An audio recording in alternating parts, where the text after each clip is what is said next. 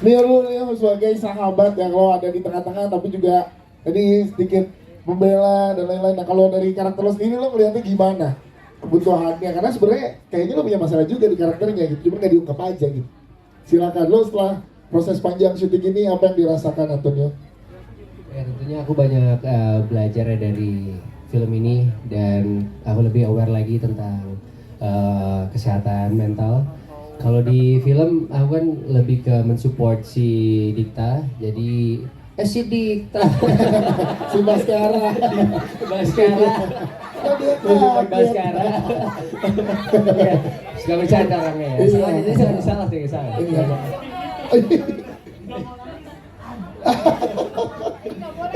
Oke. Terus.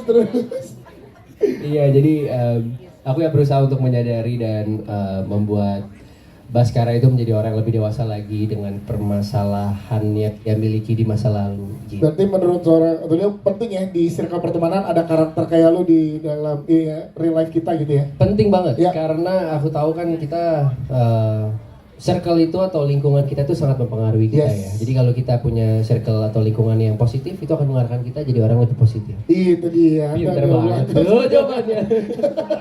Gitu ya, Pak ya. Terima kasih. Selanjutnya kita juga ada Umi Guari yang melakukan debut film panjang pertamanya di sini. Oh, ini dia nih. Wow. Terima kasih Pak. Dan sangat memukau penampilannya gimana Umi setelah proses panjang hari ini tiba dan apa sih yang seorang Umi Guari dapatkan gitu? Memerankan karakter yang selalu menghibur padahal punya banyak masalah gitu. Umi punya pantun buat hari ini. Cakep. Coba Umi. Langsung Umi. Kasih ke teman-teman media Umi. Kasih nih. Makanya tadi kan sebelum yang lain Datangnya udah terakhir, betul. itu ngumpulin. Itu lagi nulis. Nulis pantun. Sikat, Umi. pantun. Langsung. Yang lain duluan nih pantun gua lagi bagus-bagus ini gitu. Bantu jawab cakep ya, bantu Iya, jawab cakep. silakan Mi. Belum. Belum Mas, saya tahu saya cakep tapi jangan.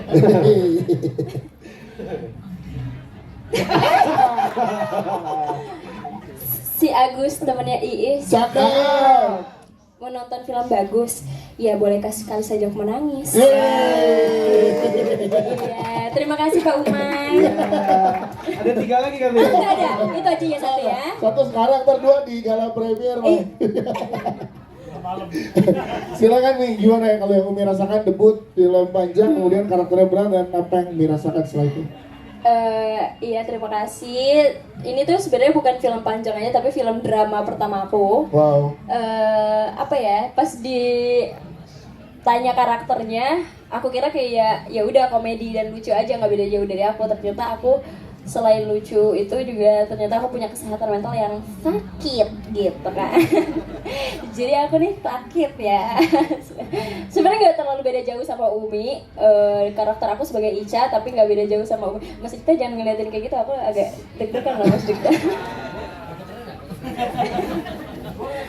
Oh, tapi mereka ya gak beda jauh karena kalau Umi tuh aslinya cengeng sama seperti Ica juga cengeng. Terus mungkin bedanya adalah aku tuh nggak bisa sama sih sebenarnya aku nggak bisa jujur sama diri aku sendiri. Aku nggak bisa ngasih tahu ke keluargaku, bahkan ke keluargaku, ke orang tuaku, ke kakak-kakakku kalau aku kenapa, aku menderita apa enggak. Sampai kakakku juga di real life-nya kakakku sempat marah karena aku nggak pernah jujur dan aku nggak pernah bisa cerita sama mereka gitu.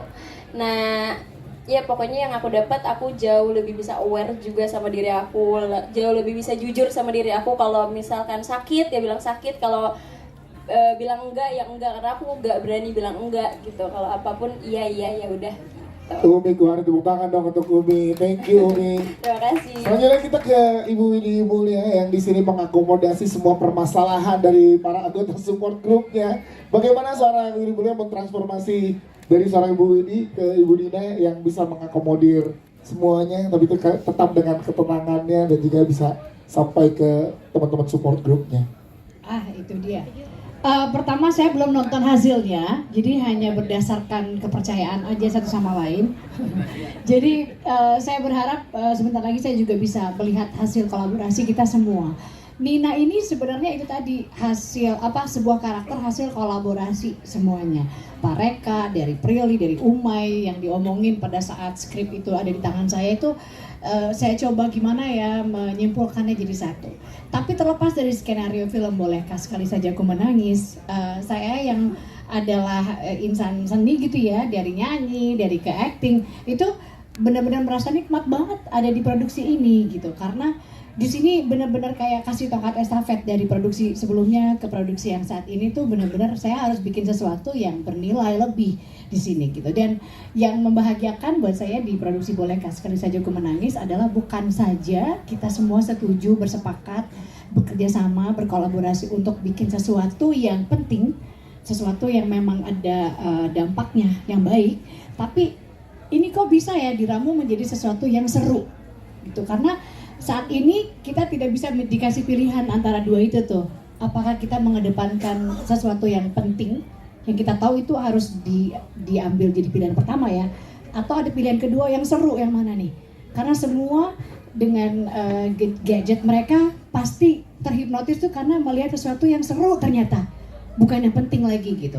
Dan saya bahagia banget di film Bolehkah Sekali Saja Aku Menangis melalui karakter Nina yang jadi pendukung di semua karakter-karakter penting dalam film ini, juga menjadi bagian dari sebuah proyek yang seru dan yang pasti itu yang akan orang-orang juga akan tonton gitu. Yes, itu dia. Terima Terima kasih kasih Ibu banget. Winnie, thank you banget. Selanjutnya kita ada Gracia JKT48 juga yang di sini sebagai adik dari Mas Kara sebagai Sarah. Ini gimana? Kamu kan anak pertama setelah syuting dan menjadi anak kedua tapi tetap lebih dewasa. Mengubah pandangan seorang Gracia ngasih sebagai seorang kakak atau adik seperti apa setelah proses panjang bersama dengan Bolehkah Sekali Saja Aku Menangis. Silakan. Oke, jadi sebelumnya aku Gracia JKT48, di sini aku berperan sebagai Sarah, adiknya kakak Baskara, kakak aku. Iya, di real life-nya aku anak pertama, punya 2 adik. Tapi di film ini aku adalah adik seorang kakak yang sebenarnya sayang banget sama kakaknya.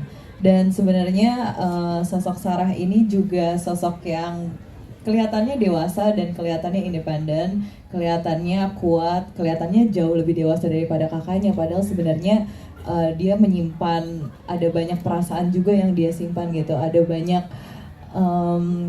aku pengen merasa diakui juga oleh kedua orang tua aku, seperti kakak juga gitu.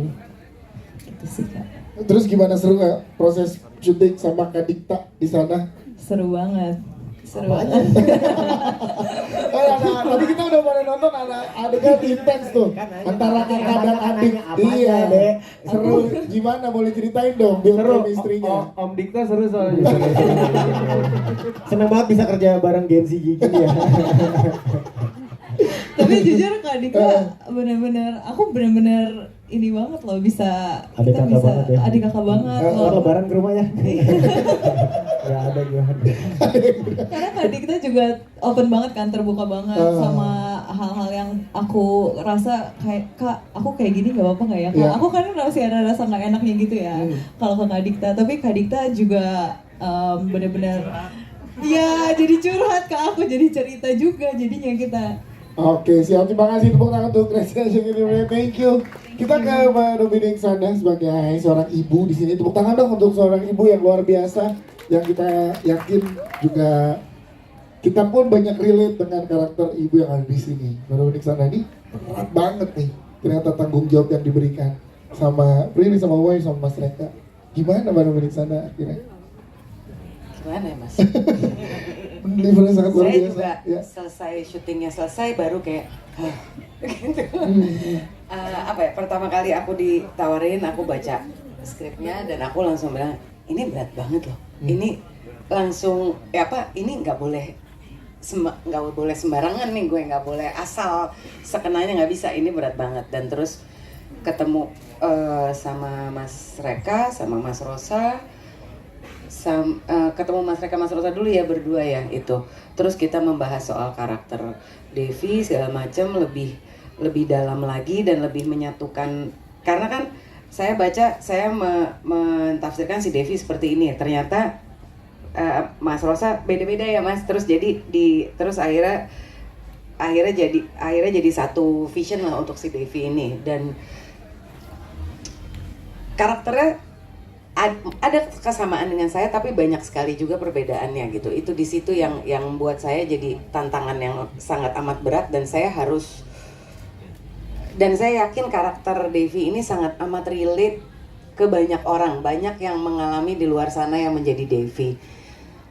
Saya nggak boleh, saya harus bisa mencerminkan itu gitu. Saya harus jadi perwakilan mereka, yang harus jadi perwakilan mereka aja supaya mereka tahu banyak kok yang begini, ada jalan keluarnya gitu. Dan itu akhirnya saya berhasil maksudnya berhasil mendapatkan ini Devi itu dengan bantuan ini suhu saya bilang suhu saya di film ini ada 2, Mas Reka sama Mas Rosa saya bilang. Dan juga sangat amat dibantu sama Prilly, Surya dan cast-cast yang lain yang saya langsung berinteraksi gitu. Yes, itu dia. Tangan dong untuk Mbak Dominic sana. Karena ini ada beberapa kali kan saya ikut tonton, ada beberapa peran dengan adegan Bu Dominic, ada beberapa teman-teman media yang nangis juga. Ada nggak sini ada yang nangis yang mau ngaku? Karena banyak. Ada yang di belakang, yang depan ada. Kamu nangis ya tadi ya?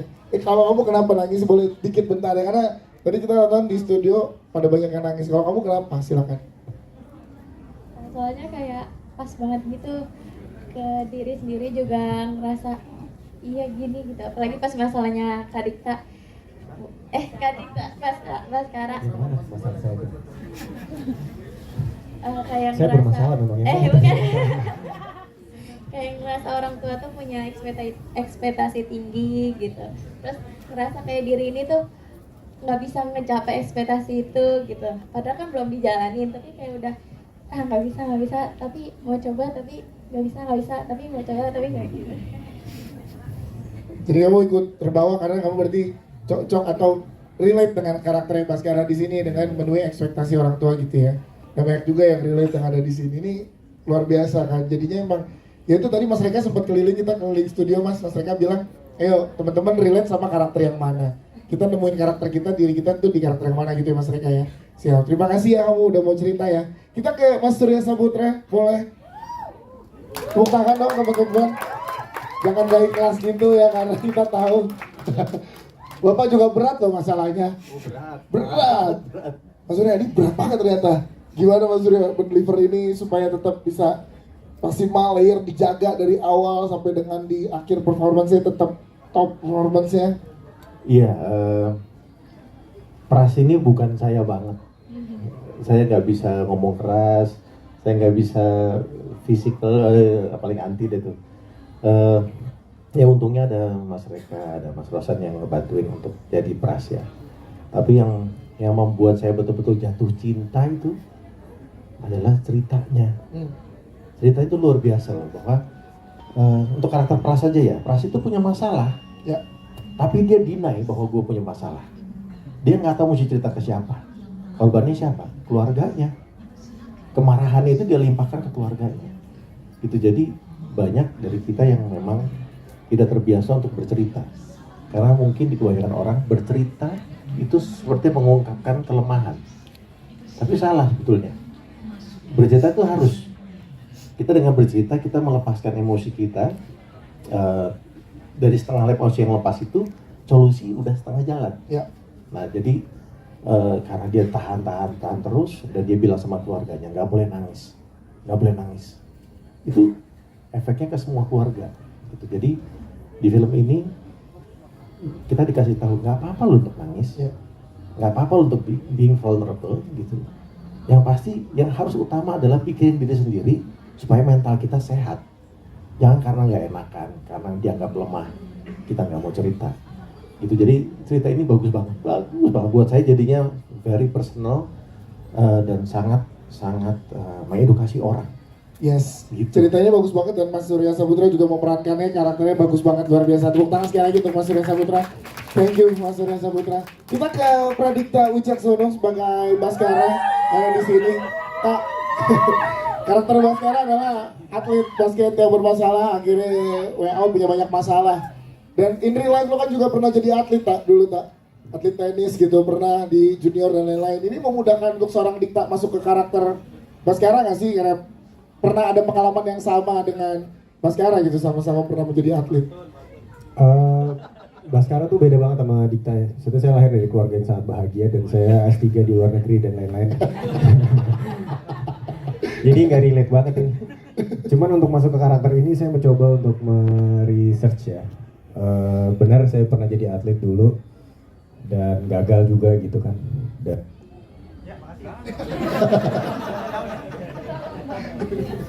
Halo? Ada. Wah, diskriminasi. Iya, sampai mana tadi? Pernah jadi atlet. Oh iya, pernah jadi atlet dan sebenarnya nggak gagal sih, karena waktu itu saya jadi atlet karena paksaan orang tua kan. Terus kalau di sini Baskara adalah seorang yang ingin jadi atlet tapi gagal gitu. Jadi ya kurang lebih mirip lah gitu. Terus kalau lo ketemu Dikta, ketemu karakter Baskara dan sebaliknya Baskara ketemu Dikta, apa sih yang pengen lo omongin? Lah sama. Mirip. Apalagi. Kan ada depan gua. Iya. Dia pertanyaannya gue bingung nih kalau gitu. Apa yang pengen lo bilang bener ke karakter Baskara? Jangan terlalu ambis lah bro gitu. Nah, yes. Itu mirip tadi. Mirip, sama. Saudara nih. Tapi susah nggak punya struggle sendiri, tapi pengen sisi lain Baskara menemani kesembuhan dari tari gitu. Satu sisi pengen nemenin, satu sisi punya Nah strategi. iya itu menarik banget. Nah, menarik banget. Menariknya sampai 3 kali nih. Kenapa sih Yo, menarik? yo. Itu jadi Menariknya kayak sampai 3 ibarat kali. itu kayak lo mau jadi superhero padahal lo juga kenapa-kenapa gitu. Iya. Jadi itu kan kita harus ada dua energi yang besar gitu kan. Satu untuk menyelamatkan orang-orang terdekat kita dan kita sendiri, tapi juga pengen nyelamatin si Tari juga gitu. Karena kan Baskara ini kayak belum pernah ngeliat cewek dengan karakter seperti Tari gitu. Terus ngobrol sama Prilly berapa lama sih untuk nge-build chemistry sehingga tadi kita tuh abis ini pengen naik MRT dan sambil pegangan di tiang. Biar Padahal gue lagi meter. Kena lagi gitu. 5 tahun ya mas ya? 5 tahun. Oh. 5 tahun. Oh bercanda. Tari sama Baskara ya. Tari Prila sama Dikta. Tari Baskara. Tari Baskara. Apa ngobrolnya? Iya ngobrolnya karena kan banyak adegan-adegan yang memang kita juga terdeliver. Oke nih deket banget, akrab banget gitu dan. Gimana sih cara ngebangun chemistry? Gue yang kali ya. Gimana sih cara ngebangun? Makasih Ubay dibantu. Chemistry ya. Chemistry. Apakah ada naik MRT bareng dulu gitu kan? Karena kan Ada jalan berdua dulu nggak atau apa gitu? Enggak sih, kita kadang-kadang suka ngebedah buku ya bareng. Ini Aristoteles nih apa sih? Iya bener. Ya karena kan dengan Prilly dengan segudang pengalaman acting dan lain-lainnya tak gitu dan lo harus terus barengan sama Prilly itu gimana tak? Beda loh pada matanya gitu, pandangannya kan. Segudang ya. Ya maksudnya gini, Prilly itu menurut saya ini serius nih jawabannya. Ya. Dia tuh Ini Dikta nih ya bukan Baskara nih. bebas. Menurut saya Prilly itu one of a kind dari semua Lihat dong orang matanya dong. bertalenta itu. Apa? Matanya lihat dong. Oh iya. Apa? Boleh gak ini mau serius nih, dari akhirnya mau serius nih. Dia tuh salah satu gini. Saya bekerja sama dengan Prilly itu seperti tidak bekerja sebenarnya. Di luar nego budget ya maksudnya. Cuman kerja sama Prilly itu kayak saya melakukan apa yang saya suka gitu. Jadi Prilly sebagai aktor, Prilly sebagai produser itu menurut saya salah satu harta karun di Indonesia. Belum ada orang yang bisa seperti ini menurut saya ya. Wow. Jadi siapapun yang bekerja dengan Prilly siap-siap aja menerima dan merasakan kenikmatan bekerja. Berarti kerjasama ini membekas banget buat lo ya tak?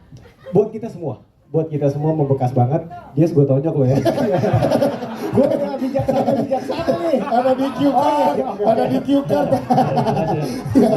Tadi lagi mendalami peran jadi Baskara. Iya, gue lagi Anger management. gitu. Jadi menyenangkan sekali. Nggak chemistry juga. Bentar sih paling cuman 2 hari 3 hari lah. Itu juga bahasa Inggris kita ngomongnya lagi gitu. Chemistry banget kan. Udah. Ya siap Dikta. Saya tepuk tangan buat Dikta.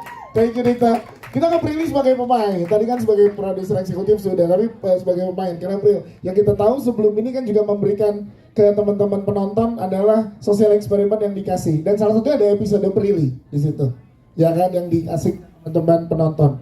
Dan akhirnya merefleksikan ke karakter Tari yang kamu perankan. Nah, Ini gimana Pril benang merah antara Prilly dengan Tari dan semua trauma yang dialami oleh Tari di Bolehkah Sekali Saja Aku Menangis? Oke, sebelumnya makasih Mas Dikta. Keren. Makasih ya. Boleh sih. Tadi siang baru aku tulis tuh di caption Instagram aku sekalian ngucapin Hari Kesehatan Mental Sedunia ya. Kesamaan sifat antara Tari dan Prilly gitu. Jadi di saat kita mengembangkan karakter ini, sebenarnya sedikit-sedikit masukin diri aku juga sih di sini gitu, karena balik lagi film adalah medium yang kuat untuk kita menyampaikan pesan. Jadi siapa tahu, aku yakin banyak Prilly atau Tari-Tari di luar sana gitu yang perlu mendengar atau melihat film ini gitu. Kesamaan sifatnya tuh Prilly sama Tari tuh sama-sama people pleaser ya, sama-sama nggak bisa bilang enggak dan lebih mentingin kebahagiaan orang lain daripada kebahagiaan diri sendiri. Apalagi profesi aku sebagai public figure kan, kita harus terlihat baik-baik terus di depan orang kan, kayak kerja ketemu orang banyak, orang mau taunya kita di performance yang paling terbaik gitu. Ya mana tahu orang kita sakit atau kita sebenarnya lagi ada masalah di rumah atau lagi ada masalah di kantor. Pokoknya di saat aku tampil depan semua orang, depan kalian kan pasti pengennya ngelihatnya sisi terbaik Prilly kan. Yang mungkin di situ aku menahan banyak air mata, rasa lelah dan semuanya. Nah itu pun yang dirasakan sama Tari gitu. Karena dia nggak pernah merasa punya support system. Dimana dari kecil tempat yang harusnya dia merasa paling aman, yaitu adalah rumah dan keluarganya, dia nggak mendapatkan rasa aman tersebut, sehingga itu membuat dia jadi trust issue sama teman, sama pasangan juga gitu. Jadinya dia selalu nge-keep apapun itu sendiri. Terus karena dia juga kerja di kantor yang dimana kerja kantornya itu harus kerja tim, dia harus melakukan yang terbaik untuk timnya. Jadi ya dia nge-keep semuanya itu sendiri gitu. Nah, disitulah dua persamaannya gitu. Dan aku pengen dari karakter Tari, siapapun yang nonton itu bisa lebih sayang sama dirinya sendiri. Bahwa bilang enggak ke orang itu nggak jahat, karena lebih jahat kalau kita tuh nggak sayang sama diri kita sendiri gitu. Atau melakukan sesuatu yang sebenarnya tidak memberikan manfaat atau tidak memberikan rasa damai ke diri kita gitu. Kadang kan kita ngerasa ya udah deh yang penting dia seneng, ya udah deh yang penting ini semuanya aman. Tapi kita suka lupa sama diri kita sendiri, kitanya aman gak sih, kitanya seneng gak sih gitu. Kalau misalnya dulu aku ditanya gitu, Prilly kebahagiaan buat kamu apa sih? Aku dulu jawabnya kalau ngeliat orang-orang di sekitar aku bahagia gitu. Karena aku sendiri nggak tahu bahagia buat diri aku tuh apa, karena aku selalu maunya nyenengin orang. Nah semoga dengan adanya film ini, orang-orang yang kayak aku atau kayak Tari itu bisa jawab apa kebahagiaan buat diri dia tanpa bergantung sama kebahagiaan orang lain. Wow, Prilly lakukan sini. Sebelum ke teman-teman media ada satu lagi Pril, kan Prilly beberapa kali dan banyak banget beradegan dan juga main dengan jajaran aktor-aktor lainnya gitu. Nah kali ini kan sama Pradikta Wicaksono nih. Gali terus ya. Enggak ini. Korek bro. Memang mandatory pertanyaannya gini Pak. Ya kembali lagi nih pagi-pagi pasti happy ya. Kan Prilly berakting dengan aktor A, aktor B, aktor C banyak. Kali ini dengan Dikta gitu. Nah apa perbedaannya Pril? Pendekatan dengan Selain harus sayang diri sendiri, harus sayang Baskara juga. gue nanya beneran umai gitu. Perbedaan Iya. di budget aja. beneran. Karena sebelumnya kan sama Reza Radian pernah sempat nama-nama besar di industri film Indonesia lah. Dan sekarang sama Dikta nih apa bedanya gitu? Silakan. Perbedaannya menurut aku Mas Dikta itu bukannya cuma sekedar lawan main atau co-star aku di film gitu, tapi kita juga dekat sebagai Ini jangan dijedain Pril, itu yang ditunggu. Oke, Lamber udah dapat koktel. Brownies sudah brownies. Cumi-cumi.com aman. Oke, Karena Pril yang jeda jadi habis itu dipotong. sebagai teman dekat gitu ya. Gitu ya. Oke. Jadi sama Mas Dikta itu apa sih dia? Bedain ini bukan close friends nih. Gak apa-apa, terus aja terus. Udah keluarin. Enggak, tapi jujur. Aku ini kan tipe yang mungkin orang ngelihatnya tuh aku kayak open book ya, kayak seneng cerita, seneng apa. Tapi sebenarnya yang orang-orang tahu tuh mungkin layer pertama di kehidupan aku aja gitu, atau apapun yang emang pengen aku ceritain ke orang. Tapi sama Mas Dikta, karena kita memang dekat selain jadi lawan main gitu ya, maksudnya kita sering sharing gitu. Di mana? Jadi banyak momen-momen tuh yang nggak pernah aku share ke orang lain, aku share ke Mas Dikta gitu. Jangan kabur. Oke, insert udah dapet. Nggak ada momen yang akhirnya ngebuat aku tuh kayak ini sebelum kita syuting film ini ya gitu. Ada momen yang ngebuat aku kayak ini tuh karakter cocok banget kalau Mas Dikta yang main. Karena ada adegan yang sama kayak di dunia nyatanya gitu. Yaitu adalah di saat Mas Dikta itu nasehatin aku bahwa jangan iya terus jadi orang gitu. Kan Awan misalnya suka curhat kayak ngeluh, Mas tadi aku gini tapi aku gini, gimana ya caranya gitu. Nah Mas Dikta tuh pernah nasehatin aku kayak kamu tuh nggak apa-apa baik tapi jangan iya terus, sekali-sekali tuh harus ngomong enggak daripada kamu yang mendem atau apa. Nah itu tuh ada kan di adegan itu. Betul, jadi pas aku baca skripnya aku ngerasa kayak jadi inget gitu, Mas Dikta tuh pernah kayak gini, aku pernah diajarin. Tapi kalau yang di bloopers kan ada. Oke, kita ada nggak di bloopers ada yang bilang gimana? Gua ngayalnya udah kayak orang jatuh cinta bener nggak? Iya nggak? Nggak ada kan? Ya mana? Di bloopers tuh ada. Jadi itu CGI. Itu CGI. Uma itu jago banget CGI. Jadi ada di bloopers tuh ada. Really habis take terus kayak gimana gua kelihatan kayak orang jatuh cinta beneran nggak? Gitu ngomongnya. Kenapa sih itu dimasukin loh? Ada konfirmasi sama gue ya. Mau konfirmasi ke produser eksekutif ya. Iya, kan itu demi mendalami karakter Tari dan Baskara. Tujuannya memang ke arah karakter development karakter. Iya, tapi maksudnya as a person, aku juga banyak belajar sama Mas Dikta gitu loh, karena Guru. Bimbel.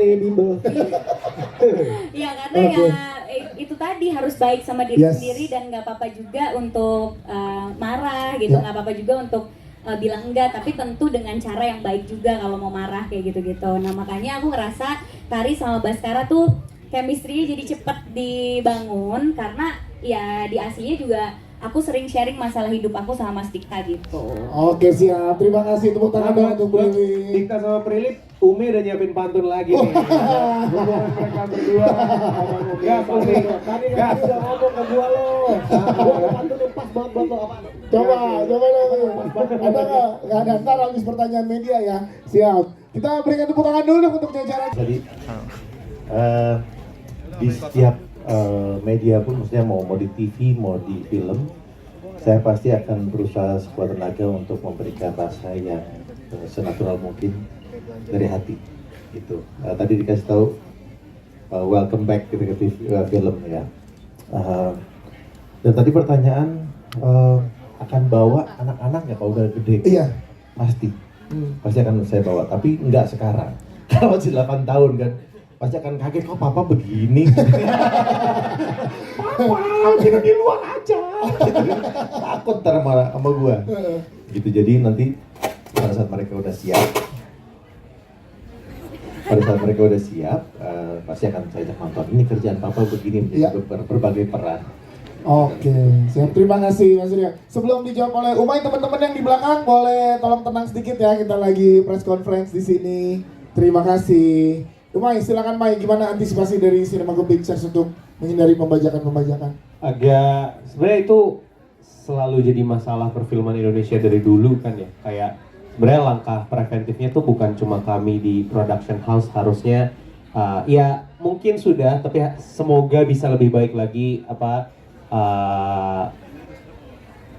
partisipasinya pemerintah juga terhadap ini, karena bukan cuma kita doang yang bikin gitu. Karena buat saya sendiri sih sebenarnya masih banyak orang-orang yang belum paham pembajakan tuh kayak gimana gitu. Nggak usah sejauh mereka ngebajak untuk keuntungan pribadi, kadang-kadang mereka tuh ngevideoinnya untuk bikin mereka terlihat keren di pergaulan, kayak gua habis nonton film ini gitu.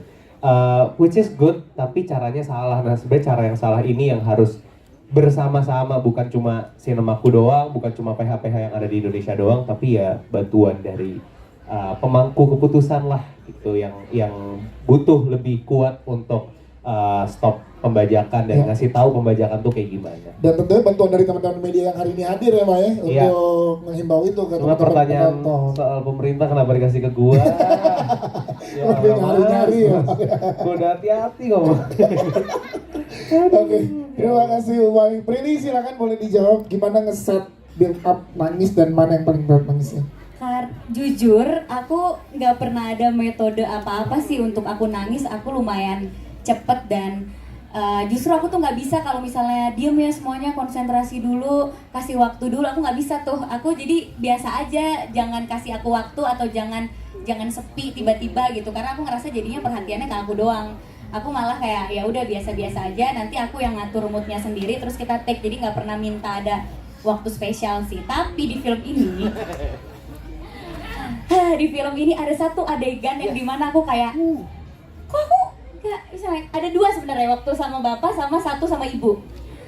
Kalau sama bapak itu karena kita take-nya di tempat yang rame banget, terus kayak kita nggak bisa menghalangi orang untuk masuk kan. Jadi di saat lagi mau sedih tiba-tiba ada orang lewat, Aprili kayak gitu.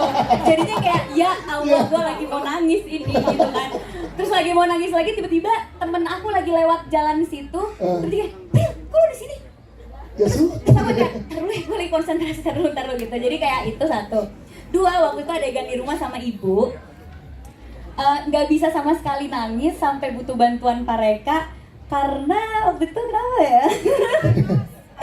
Satu, hatinya panas. Ya. Waktu itu saya lagi seneng banget. Kenapa sih itu bisa senang gitu? dulu, Maksudnya, orang kalau nggak bisa sedih tuh berarti kan karena happy banget. Apa alasan happy-nya? Nggak, pada saat itu saya tuh lagi seneng banget. Terus kayak lupa kalau ada adegan itu. Jadi dari awal datang ke lokasi syuting tuh moodnya nggak dibangun. Jadi saya lagi seneng banget. Oh tahu, aku tahu kenapa. Kripto lagi gila, lagi banyak banget itu. Nah jadinya tuh kayak pas mau konsentrasi malah kayak moodnya senang-senang. Terus juga waktu itu lokasinya tuh lagi panas banget, jadi kayak keringetan terus kayak benar-benar nggak nyaman. Akhirnya minta bantuan sama Pak Reka. Pak, saya maaf banget nih, ini pertama kalinya saya ngerasain susah nangis di film ini doang. Biasanya kayak mau keluar dari mata kiri, mata kanan, silahkan request gitu ya kan.